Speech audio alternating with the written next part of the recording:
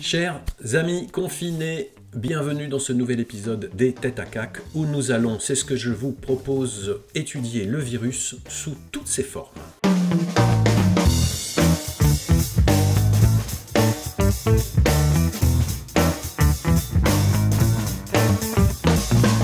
Pour ceux qui ont regardé l'épisode de la semaine dernière, où je vous parlais du cheminement mental que fait le dessinateur de presse, en tout cas que je fais quand autour d'une idée je cherche des gags, tous ces petits sentiers qu'on explore, l'un d'entre eux, évidemment, nous avons souvent en dessin de presse un imaginaire visuel, c'est de jouer avec la forme. Si nous avons une forme à notre disposition, c'est le cas avec le virus, scientifiquement il est symbolisé par donc une forme ronde avec ses pointes, ou ses petites plumes qui en dépassent.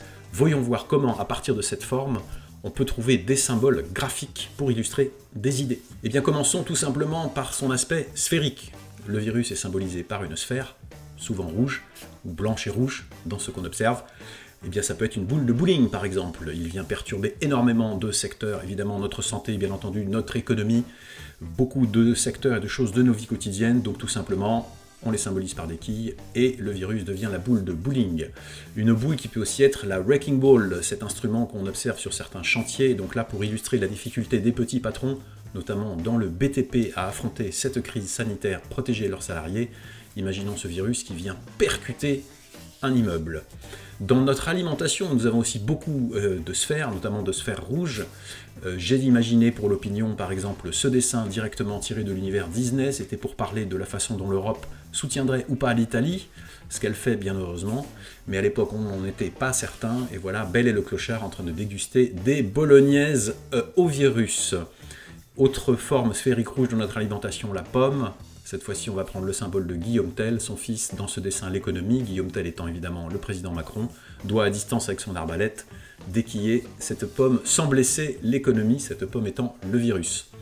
Autre dessin, celui-là était au moment où nous parlions d'une éventuelle panique, ou la façon dont le gouvernement essaye d'empêcher qu'il y ait une panique. Eh bien le virus, avec cette petite forme, ces petites aspérités, peut faire penser aussi à un pop-corn. Et donc imaginons-le dans une poêle avec le président Macron, surtout ne paniquons pas.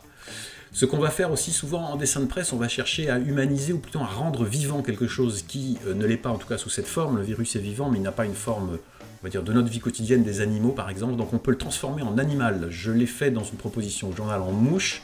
Même sujet, c'était comment Emmanuel Macron peut se débarrasser du virus sans blesser l'économie.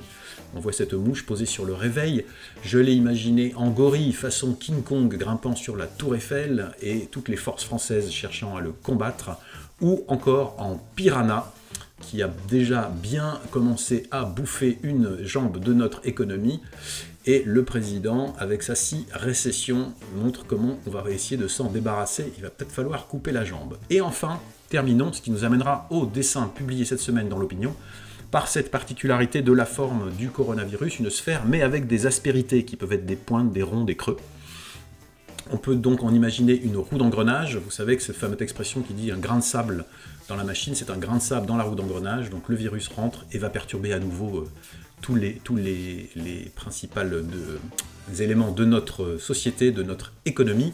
On peut l'imaginer aussi comme une roue, ces roues qui pointent dans une certaine direction. L'article que j'illustrais à l'époque, c'était tous les coupables qu'on voudrait chercher, qui seraient à l'origine de cette épidémie. On peut imaginer une forme de météore avec ses aspérités, la météore qui vient d'écrabouiller la voiture du président de Marianne, bref, la voiture France, notre économie, notre société. Peut-être qu'il faudra imaginer il faudra choisir un autre modèle, dit Marianne. On peut imaginer aussi, grâce à ces pointes, un shuriken. C'était un article sur tous les opposants qui critiquent la politique du président. Ils ont trouvé un nouveau projectile.